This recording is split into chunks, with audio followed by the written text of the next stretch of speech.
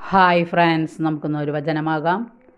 നീ വലത്തോട്ടോ ഇടത്തോട്ടോ തിരിയുമ്പോൾ നിന്റെ കാതുകൾ പിന്നിൽ നിന്ന് ഒരു സ്വരം ശ്രവിക്കും.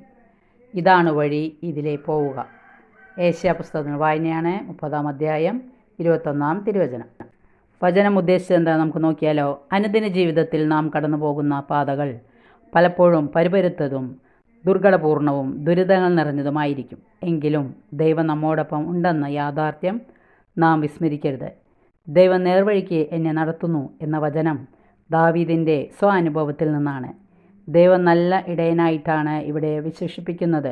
പോകേണ്ട വഴി ആടുകൾക്കറിഞ്ഞുകൂടാ. നായ, പൂച്ച, കുതിര, പക്ഷികൾ തുടങ്ങിയവയ്ക്ക് ദിശാവബോധം കൂടുതലുള്ളതുകൊണ്ട് പോയ വഴിയെ തിരിച്ചു വരാൻ അവയ്ക്ക് കഴിയും. എന്നാൽ ആടുകൾക്ക് ഇന്ദ്രിയശക്തിയും ദൂരക്കാഴ്ചയും പരിമിതമാണ്. അതുകൊണ്ട് ഇടയെ നയിച്ചാൽ മാത്രമേ അവ ആലയത്തിൽ തിരിച്ചെത്തുകയുള്ളൂ. Thank you.